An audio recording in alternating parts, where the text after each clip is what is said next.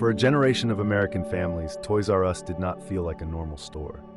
It felt like the place where childhood had been organized into aisles. There were bikes, dolls, video games, board games, baby products, action figures, and holiday wish lists under one roof. The brand had a mascot people recognized, a name children remembered, and a store experience that parents could turn into a ritual. And then, almost suddenly, the U.S. empire disappeared. The strange part is that Toys R Us did not vanish because toys stopped mattering. The toy industry was still alive. Children still wanted toys. Parents still bought them. The brand itself was still valuable enough to be brought back years later inside other retailers, airports, flagships, and licensing deals. So the real question is not why people stopped caring about Toys R Us.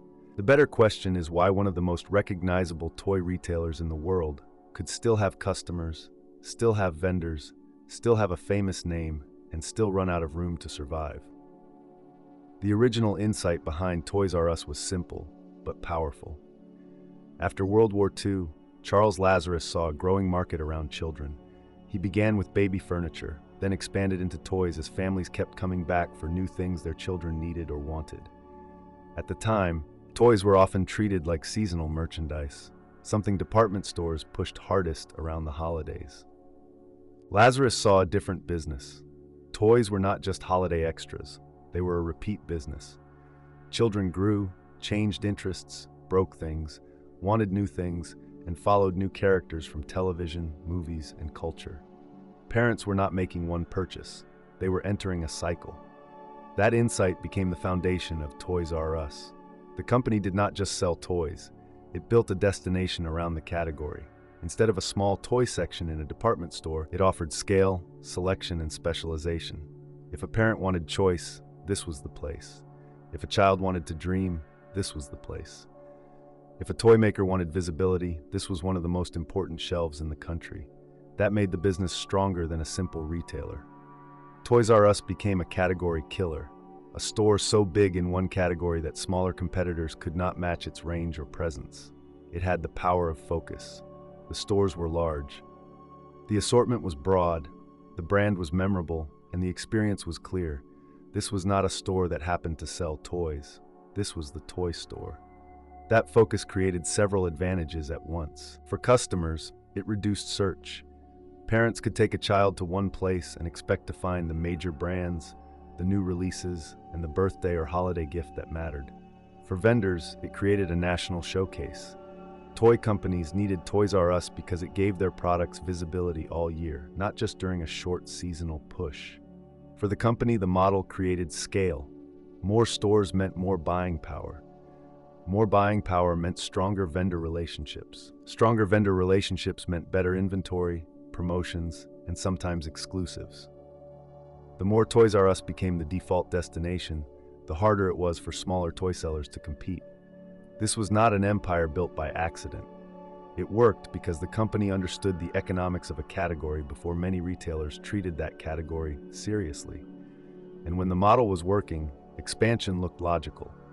The company went public, expanded internationally, and later built Babies R Us, which was a smart extension of the same family customer. Baby products were not just another category. They connected the company to parents before their children were old enough to become toy customers. A family could enter through cribs, strollers, and registries, then later move into toys, games, and birthdays. From inside the business, that expansion would have looked reasonable. Toys R Us had a trusted brand with parents. It already understood family retail. It already had stores, suppliers, and customer traffic. Extending from toys into baby products was not random diversification. It was an attempt to own more of the family spending cycle. But the same focus that made Toys R Us powerful also created a hidden weakness. A specialist has to make money from its specialty. For years, that was the advantage. But as Walmart, Target, and other big box retailers became stronger, toys started playing a different role in the market. For a company like Toys R Us, toys were the core profit pool. For a mass retailer, toys could be used as traffic bait. That changed the economics. Walmart and Target did not need to win the toy category in the same way Toys R Us did. They could discount popular toys to bring families into the store. then make money when those families also bought groceries, clothes, household items, or other products. Toys helped create the trip. The profit could come from somewhere else. Toys R Us did not have that same cushion. It could compete on selection. It could compete on brand. It could compete on the excitement of the store. But when larger retailers used toys as part of a broader basket, the category specialist was fighting companies with different economics. At first, this did not make Toys R Us irrelevant. It still had scale. It still had brand memory. It still had relationships with toy makers. But the rules underneath the business were shifting. Then the internet made the shift sharper. Online retail changed what customers expected from a toy store. Parents could compare prices faster. They could search inventory without walking through aisles. They could order from home. Convenience became part of the product. Toys R Us saw the problem early enough to know it needed help. In 2000, it made a partnership with Amazon. At the time, this decision was not irrational. Amazon had digital infrastructure. Toys R Us had products, brand recognition, and inventory expertise. The partnership offered a way to improve online retail without building everything alone. Inside the context of that moment, it could look like a smart division of labor. Amazon would handle the online machinery. Toys R Us would bring the toy authority. But the danger was deeper than the contract. E-commerce was not just a website. It was becoming a new operating system for retail. It taught companies how customers searched, what they compared, how fulfillment worked, how delivery changed expectations, and how data shaped demand. By leaning on Amazon, Toys R Us solved an immediate problem while delaying some of the internal learning it would later need. The partnership eventually broke down, and Toys R Us fought Amazon legally. But even when a company wins a dispute, time can still be lost. And in retail, lost time compounds. By the mid-2000s, Toys R Us was no longer the unstoppable category killer of its earlier era. But it was also not worthless. It still had a famous brand, real estate, international operations, Babies R Us, vendor relationships, and a place in consumer culture. That is exactly why it became attractive to financial buyers. In 2005, Bain Capital, KKR, and Vornado took Toys R Us private in a multi-billion-dollar leveraged buyout. A leveraged buyout is not automatically a death sentence.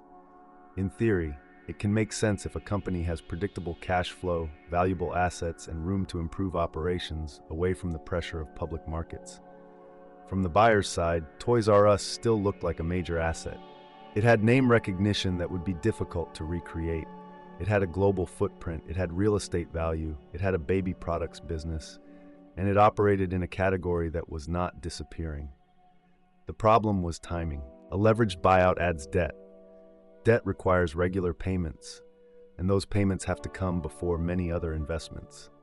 That can work when the business is stable, but Toys R Us was not entering a stable period. It was entering an era when stores needed modernization, e-commerce needed investment, competitors were using toys differently, and customers were changing how they shopped. The debt did not create every problem. It made every problem harder to solve. Money that could have gone into better stores, stronger digital systems, improved logistics, or more flexible pricing had to be balanced against interest payments and refinancing needs. The company kept operating, but it was operating with less oxygen. This is where the story is often oversimplified.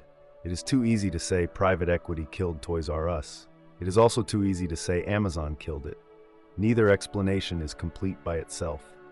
The more precise mechanism is that Toys R Us needed to reinvent while carrying a financial structure that made reinvention harder. For a while, the company survived by managing the debt. It refinanced, it pushed maturities outward, it bought time. And from inside the company, buying time could look responsible. If the brand was still strong, if vendors still needed the platform, if holiday seasons could still generate cash, then refinancing was not just denial. It was a bridge. Management could believe that with enough time, the business could stabilize, improve stores, grow online sales, and protect its position. But a bridge only works if it reaches solid ground. By 2016, Toys R Us was still a large company. It had billions in sales, it had e-commerce growth, it had international activity. It was not a tiny chain waiting to die. But the headline size hid the deeper tension. The company was still dependent on the holiday quarter. It still needed vendors to keep shipping products on normal terms. It still needed customers to choose its stores against cheaper or more convenient alternatives. And it still had a debt burden that limited the freedom to move aggressively. Retail is fragile because it depends on confidence. Customers need confidence that the store is worth visiting. Lenders need confidence that the company can pay. Vendors need confidence that if they ship products now, they will be paid later. In 2017, that confidence began to break at the worst possible moment. As reports spread that Toys R Us was considering restructuring, suppliers became nervous. For a toy company, shipping to Toys R Us before the holiday season meant taking a risk.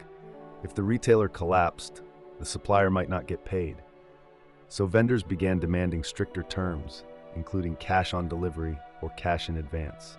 That changed the crisis from financial to operational. A retailer can survive weak sales for a while. It can survive bad press for a while. It can even survive debt if lenders remain patient. But a toy retailer entering the holiday season without normal access to inventory is in a much more dangerous position. The holiday quarter was not just important, it was the core of the year. Toys R Us needed inventory before it could generate the cash that might help stabilize the business.